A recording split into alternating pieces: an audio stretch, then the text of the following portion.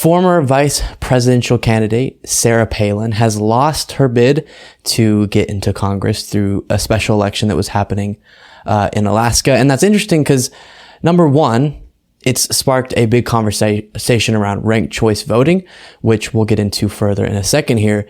But two, it is Alaska. So anytime a Democrat can defeat a Republican, especially someone as prominent as Sarah Palin, this was a seat held by the GOP for decades.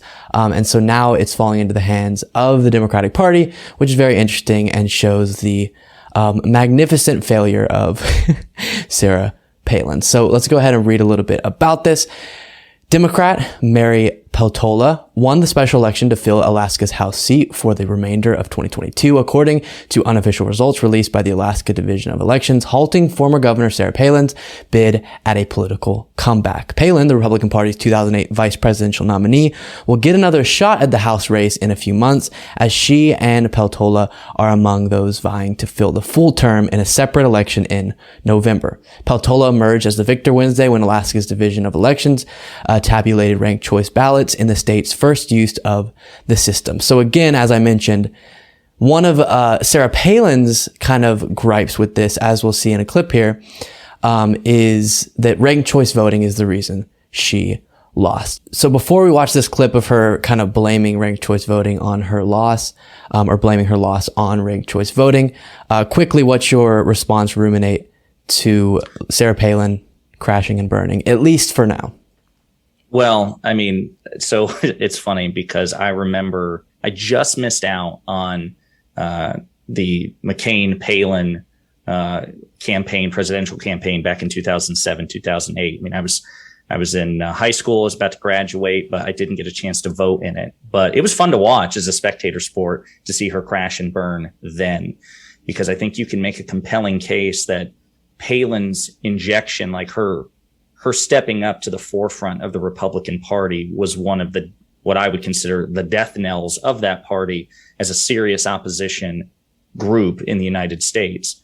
So seeing it again is a lot of fun, especially when you consider that it was a considerably less high profile seat. You know, it was like you said, it was a special election for the House of Representatives, and she still was not able to pull it off. And I do think it bodes well for the midterms properly in November.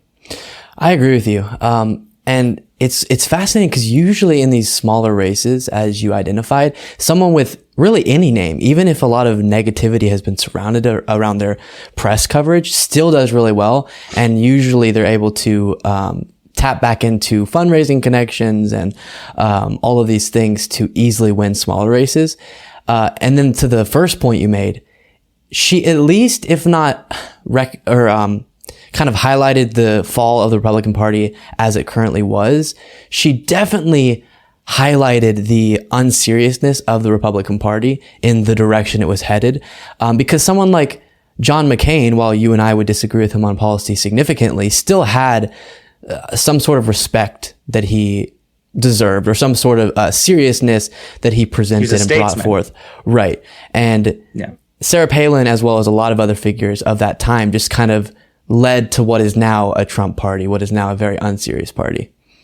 Absolutely. I think that's fair. I mean, that's probably the more precise diagnosis is, you know, there were a lot of other things going on in terms of the GOP's decline as like a truly thoughtful opposition party, if it ever was. But accepting that premise, Sarah Palin brought like a sense of, you know, she was supposed to be like a contrast to McCain. She was supposed to be younger, and quite a bit was made about her attractiveness and things like that. And it really was like a roadmap to the celebrity president. Mm-hmm. Okay, so as I mentioned, she is blaming her loss on ranked choice voting. So let's go ahead and take a look at that. Yeah, if we can influence Nick Begich to get the heck out of the race and allow winner take all, like it should be. You know, back in June, we won. If it had been winner take all, out of nearly 50 candidates, we won pretty handedly, right? Yep. And from there, though, ranked choice voting comes kicking in, and then it becomes convoluted, complicated. Like, how many second place votes you get? How many third place votes you get? I don't know. I was telling people all along, don't comply. So To quickly do kind of a breakdown, nodding your head, of ranked choice voting, if you're not completely familiar, normal elections, you have a vote that you can cast. It goes towards that person or that person, and whoever obviously gets enough votes wins. But ranked choice voting plays on the idea that I should be able to put my first choice and second choice, so that if my first choice really doesn't have a great chance of winning, I can still throw my support behind them, but my vote won't be quote unquote wasted. That's kind of the center of the idea. So in a presidential election example, let's say that you have Trump and Biden. You don't really like either, but you think Biden is better. Well, in our current political system, you'd have to suck it up and vote for Biden. Otherwise, your vote would be wasted if you voted on the Green Party or something. A ranked choice voting would do number 1, Green Party, number 2, Biden, and then once the Green Party got not enough votes to be considered, that would be pulled out of the count and your vote would go towards Biden. So that's what's being tried in Alaska, and she's saying that that's the reason she lost, which I'm sure could be true. But either way, of course, you're going to have an issue with the system, as we see a lot with these types of people, if it doesn't benefit you, regardless of your otherwise support for that idea.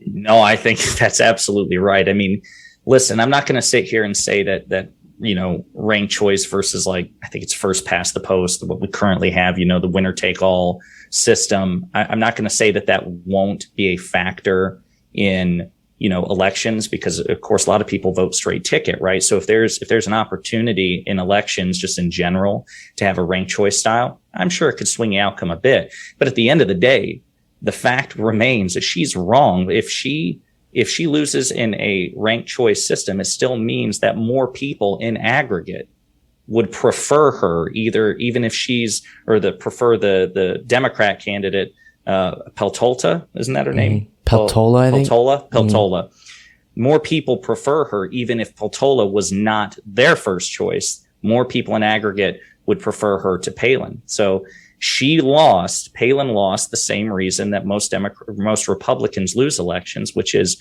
they're not very popular compared to Democrats in a lot of situations.